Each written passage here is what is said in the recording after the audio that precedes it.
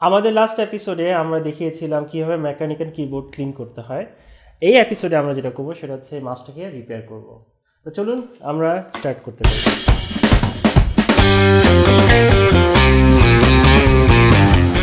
আজকে আমার সাথে একটি গেমিং মাউস আছে, এটা ব্র্যান্ড হচ্ছে স্টিল সিরিজ।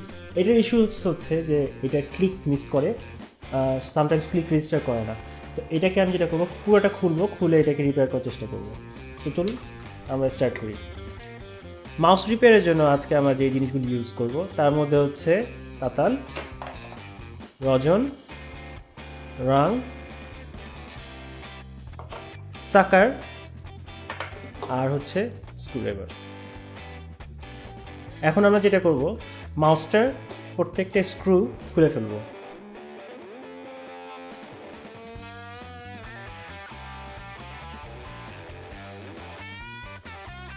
খোলার সময় খেয়াল রাখবো এখানে কোনো তারে যেন টেনশন না পড়ে। সো একটু খোলার সময় কেয়ারফুল থাকতে হবে যেন তারগুলি ছিঁড়ে না যায়।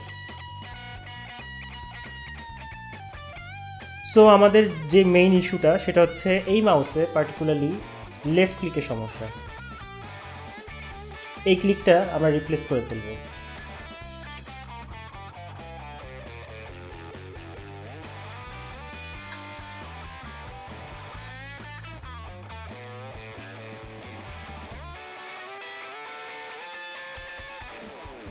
এখন পুরো মাদারবোর্ডটা দেখা যাচ্ছে, বাট তার আগে আমি যেটা ট্রাই করবো সেটা হচ্ছে একটা টেম্পোরারি সলিউশন। এটা অনেকজনের জন্য অ্যাপ্লিকেবল, বিকজ সবার কাছে তো সোল্ডারিং আয়রন অথবা রাংরজন থাকে না এবং এই সুইচগুলি অ্যাভেলেবল না। তো আমরা যেটা ট্রাই করবো সেটা হচ্ছে আমরা কন্ট্যাক্ট ক্লিনার দিয়ে এখানে স্প্রে করে দেখব। So most of the time spray করলে ক্লিকের সলিউশন হয়ে যায়। সো আপনি স্প্রে মারবেন কীভাবে, আপনি একটা শার্প টুল নেবেন, শার্প টুল নেওয়ার পরে এটাকে সুইচটাকে প্রেস করার সাথে সাথে স্প্রে মারবেন আর প্রেস করতে থাকবেন কন্টিনিউয়াসলি। সো আপনি বুঝবেন কীভাবে ভিতরে স্প্রেটা গিয়েছে। সো একটু ডাল ফিল করবে অথবা একটু হেভি লাগবে। So that's it. এতটুকু করার পরে কিছুক্ষণ রেস্ট দিবেন, এটা শুকাবে স্প্রেটা। তারপর এটাকে রিঅ্যাসেম্বল করবেন, পুরো আবার কানেক্ট করবেন। কানেক্ট করার পরে টেস্ট করে দেখবেন যে আপনার ডাবল ক্লিক অথবা মিস ক্লিকের ইস্যু চলে যেতে পারে। সো এটা হচ্ছে টেম্পোরারি সলিউশন, কিন্তু এটার একটা ডিসঅ্যাডভান্টেজ আছে, ক্লিকটা আর শার্প ফিল করবে না। যেরকম রাইট ক্লিকটা যেরকম শার্প ফিল করছে, বাম দিকেরটা সেরকম শার্প ফিল করবে না।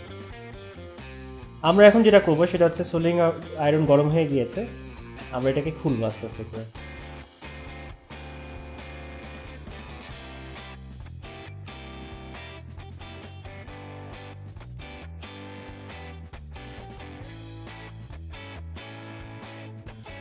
সো মোটামুটি আমাদের সোল্ডারিং পয়েন্টগুলি একটু হালকা হয়ে গেছে। এখন আমরা যেটা করব, এই ফাঁকের মধ্যে একটু মাইনাস একটা স্ক্রুড্রাইভার দিয়ে পুশ করে করে জিনিসটা আস্তে আস্তে খুলে ফেলবো।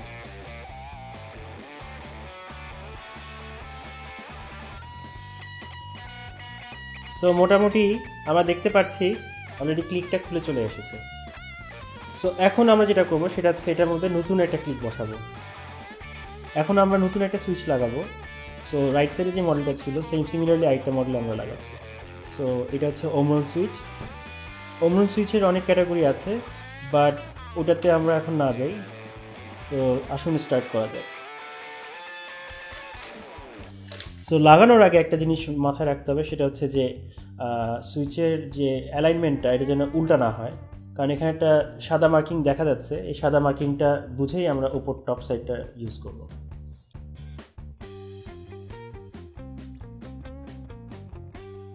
সো সুইচের পুশ করার পরে মেক শিওর যে এটা পিছনে একটা সাপোর্ট আছে। তারপর আস্তে আস্তে আমরা সোল্ডারিং আয়রন এবং সোল্ডারিং রাংটা একসাথে প্রেস করব।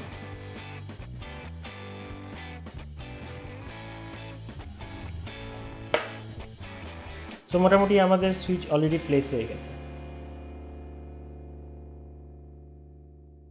সো এটা টেস্ট করার জন্য আমরা এখন এটাকে অ্যাসেম্বল করে এটা পিসির সাথে কানেক্ট করে আমরা দেখব। তো তার আগে কিছু প্রিকশন আমি বলবো, সেটা হচ্ছে ফার্স্ট অফ অল সোল্ডারিং আয়রনের ওয়াটেজ যেন বেশি না হয়, বিকজ বেশি গরম হলে একটা চান্স থাকে যে ভিতরের মাদারবোর্ডের সাথে যেই কানেকশনগুলি থাকে ওগুলি গলে যেতে পারে। সো ওটা আবার হলে তখন দেখা যাবে যে ড্যামেজ হতে পারে আরও বেশি। সো ওয়াটেজ হলে 25 থেকে 40 ওয়াট হলে বেটার, এর বেশি না যাবে বেটার।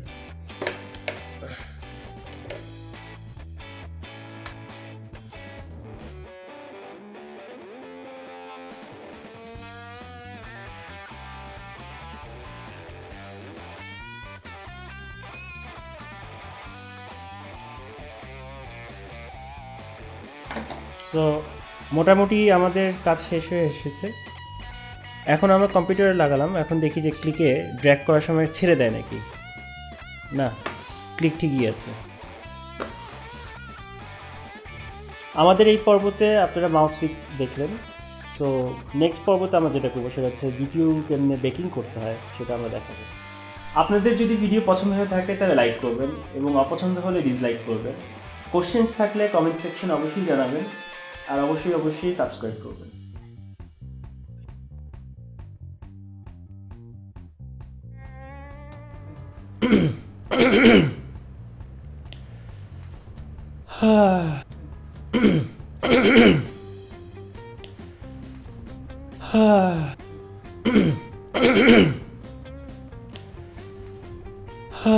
তাহলে আমাদের মাউস ঠিক হয়ে গেল।